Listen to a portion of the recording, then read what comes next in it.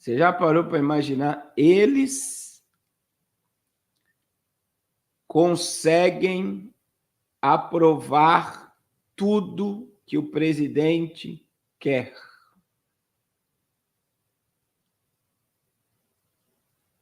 Só que esse camarada, meu irmão, ele é um comunista. E ele tem declarado que o Banco Central vai trabalhar independente do governo. E é bem entre aspas isso. O presidente vai colocar a mão no cofre em 2025.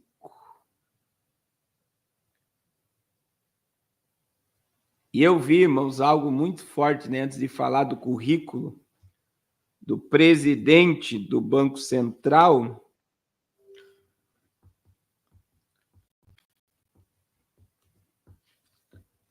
Agora, eu vi uma mulher falando,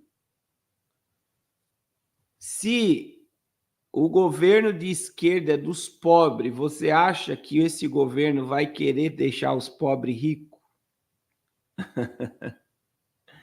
Isso aí, quem está falando isso é uma criança. É um vídeo que está rolando na internet, a criança filmando um barraco cheio de bandeira do PT e dizendo, se quem elege o governo de esquerda é pobre, você acha que o governo vai querer tirar a pobreza do país?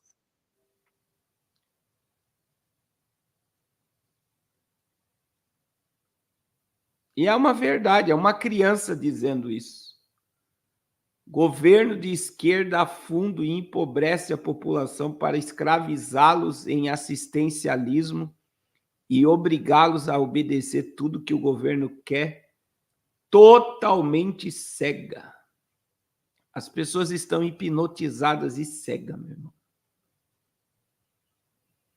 Então, olha o currículo do novo presidente do Banco Central. A presidente Naine indicou o economista Gabriel Galípolo, de 42 anos, para substituir Roberto Campos Neto.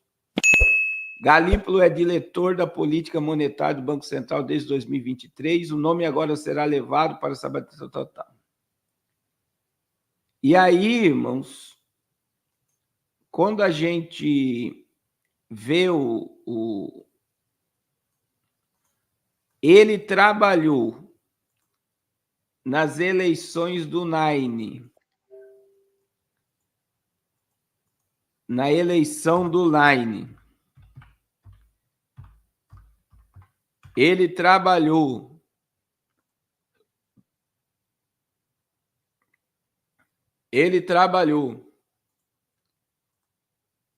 nas eleições da Dilma. Aí tá aí, ó.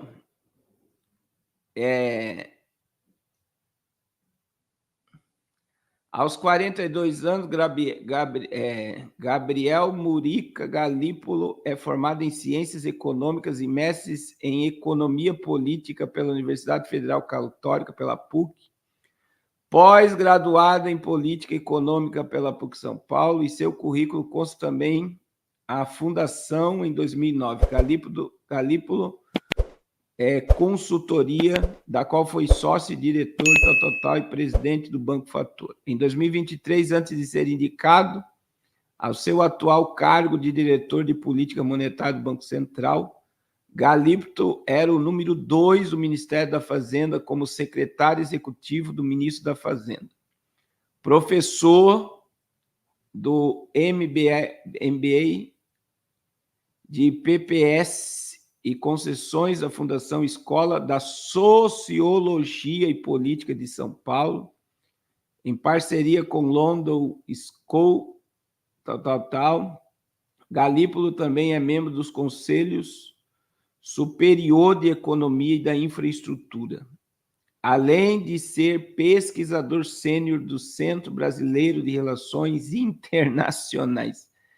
Olha só, irmãos, relações internacionais. Ninguém assume o Banco Central se não tiver um currículo ligado à economia e internacional. Ele atuou como professor da graduação da PUC em disciplina de economia brasileira contemporânea, macroeconomia, das relações internacionais, introdução da ciência política, história do pensamento econômico, economia política, entre outros. Começou na máquina pública em 2007, no governo José Serra, em São Paulo, chefiando a assessoria econômica da Secretaria de Transporte Metropolitano em 2008, foi diretor da Unidade Estrutural de Projetos da Secretaria Econômica de São Paulo. Entrada no governo Lula, segundo interlocutores, ele defendeu nos debates internos com a equipe de transição do governo uma PEC reduzida, algo em torno de 130 bilhões, com valores claramente definidos sobre quanto seria destinado para cada área. Foi entusiasta de um modelo que cria uma regra que controla o gasto, mas com espaço para que o valor evolua além da inflação, limitando o crescimento do PIB para não aumentar o tamanho do Estado na economia. No passado, o economista trabalhou na Secretaria Estadual de Economia e Planejamento de São Paulo, na época em que José Serra era governador do estado, PSDB, né?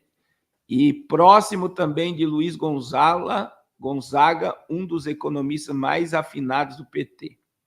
Com Luiz Gonzaga, Galípolo escreveu 3 livros. Olha os livros: Dinheiro, O Poder da Abstração Real. Olha os livros, irmãos. Olha os livros que você vai ver a ideia, né? A escassez na abundância capitalista e manda quem pode, obedece quem tem prejuízo. Só pelo título dos livros dele, só pelo título do livro deles, você está vendo que ele tem um viés comunista e ele vai deixar o governo botar a mão no cofre. Irmão, se nós não tivermos juros nas alturas, hiperinflação, foi por causa do José Campos Neto. E qualquer pessoa que estuda economia sabe que Campos Neto freou muitas coisas que o governo queria, e ele foi altamente atacado pelo Lula por não permitir o governo fazer o que queria. Agora, Deus abençoe a irmã Maria Aparecida. Preste atenção, meu irmão. Quem está assumindo o Banco Central é alguém indicado pelo presidente, já passou na sabatina, já está trabalhando na transição, preparando, ele já está em transição, e na sabatina dele, eu achei interessante, irmãos, porque na sabatina dele, ele falou, né, que muitos queriam que ele brigasse, que ele falasse mal do Campos Neto, mas os dois são amigos e a transição vai ser pacífica. Então, a autonomia do Banco Central, ela existia até final do ano, né? Que era o Banco Central era algo autônomo, isso foi aprovado no governo JB, e agora eu até entendo que isso também foi uma estratégia aí para não afundar o Brasil de uma vez, né? Então, eu digo para vocês que se preparem. E com o dinheiro, irmãos, imagine, com um dinheiro rastreado como o Drex, que já está sendo testado, o poder do Estado cresce de uma forma absurda. Aí, veja bem, eu não sei se você viu, o governo quer criar mais uma estatal.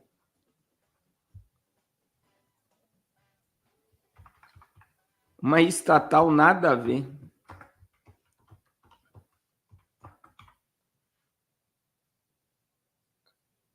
Já foi assinado, né?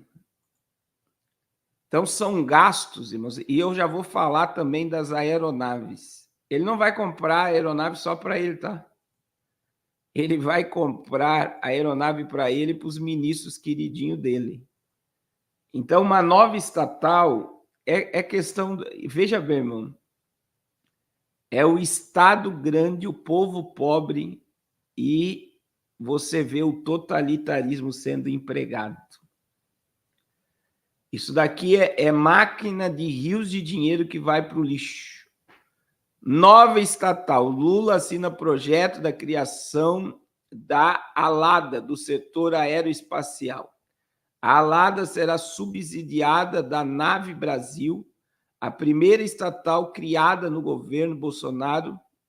Comunicado do Planalto não explica se a empresa terá receita própria ou dependerá de recursos do orçamento. O presidente assinou, nesta quinta-feira, dia 3, o projeto de lei da criação da ALADA, uma empresa estatal do setor aeroespacial. De acordo com o comunicado divulgado pelo Palácio do Planalto, a estrutura servirá para a exploração econômica da infraestrutura e navegação aeroespacial e outras atividades da área. Será uma subsidiária da Nave Brasil, a primeira estatal criada pelo governo JB, e a primeira empresa pública criada pela União desde 2013, quando a ex-presidente Dilma Rousseff criou a Agência Brasileira Gestora de Fundos Garantidores e Garantia. O governo afirma que a medida poderá reduzir a dependência do Brasil de fornecedores estrangeiros no setor aeroespacial. O comunicado do Planalto não explica se a empresa será dependente do orçamento da União ou terá receita própria suficiente para o próprio funcionamento. Nem se haverá um aporte inicial do governo. Irmãos, o rombo está grande, né? Talvez você não saiba, deixa eu ver aqui.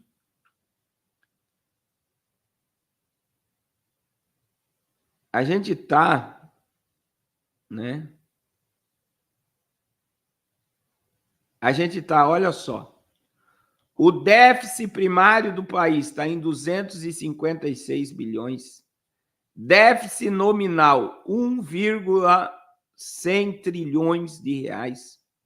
Agora, aqui que está o grande quê, meu irmão? Juros da dívida do Brasil está em 855 bilhões.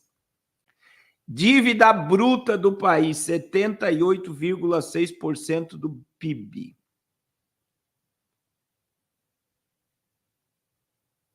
Então, imagine que no meio de... O Brasil está negativo 256 bilhões, está negativo em déficit nominal de 1 trilhão e 100 milhões de reais. A dívida bruta do país é 78,6% do PIB. O que é o PIB, meu irmão? O Produto Interno Bruto. Tudo que o país produz, 78,6% de tudo que o país produz é para pagar dívida.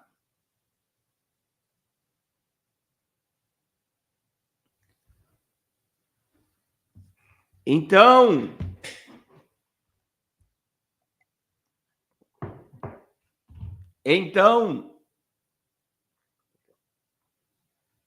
vamos ressuscitar o doutor Enéas. O que Enéas dizia, irmãos? Que só a Amazônia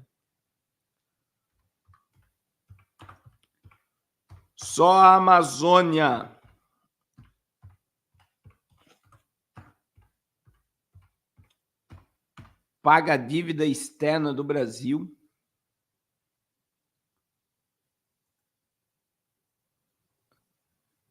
Só a Amazônia paga a dívida externa do Brasil e liberta o Brasil do globalismo. Mas quem diz que essa dívida pode ser paga? Alguém sabia aqui que se o Brasil conseguir meio de pagar a dívida, ele é proibido de pagar a dívida externa? Alguém sabia aqui? O FMI que é o Fundo Monetário Internacional e o Banco Mundial, meu irmão, não aceitam que o Brasil não viva sem dívida.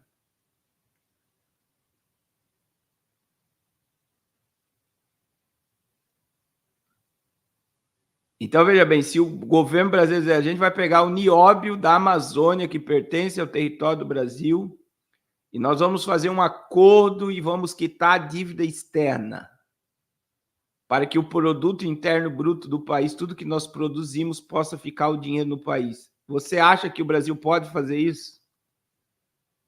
É proibido. O Brasil tem que se endividar para se transformar numa colônia. Então, toda a riqueza, irmão, 78,6%. 78,6% de tudo que é produzido no Brasil é para pagar dívida.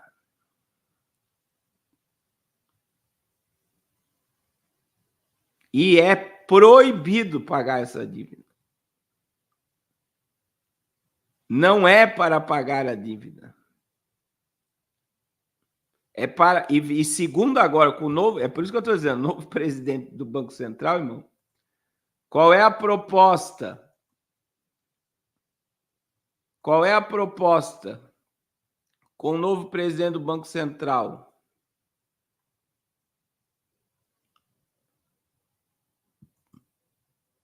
Qual é a proposta?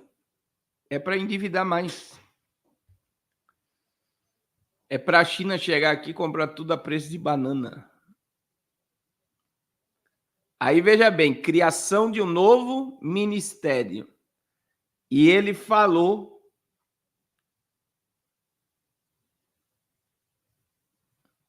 E ele falou agora, veja que isso aqui está no Jornal Nacional, tá?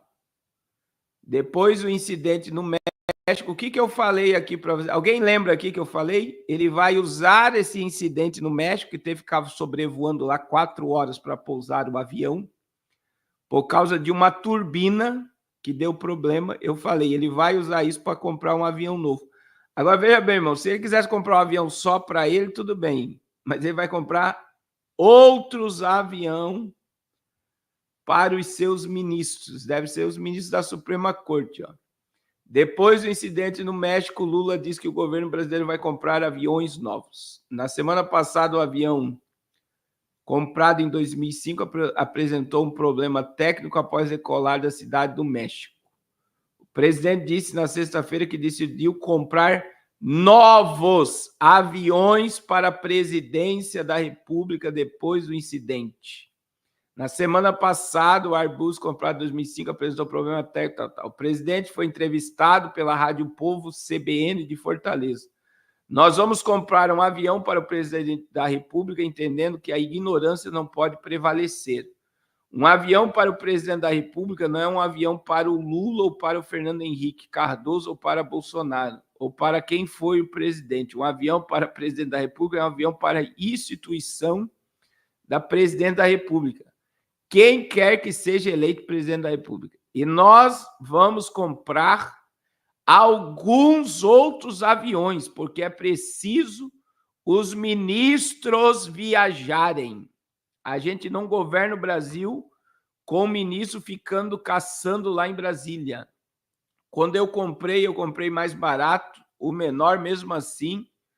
O Brizola acunhou de Aerolula, como se o avião fosse um privilégio do presidente. Eu separei isso, eu aos 79 anos superei isso, porque é o seguinte, o presidente da República tem que respeitar a instituição, tem que ser respeitado, o Brasil é muito grande e não precisa de um presidente da República correr risco, disse ele. Veja, irmãos, ele não vai comprar um, ele vai comprar alguns. Na cara de pau. Irmão, se fosse o JB,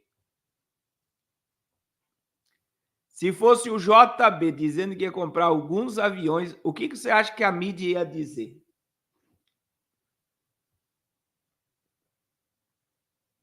Seja sincero.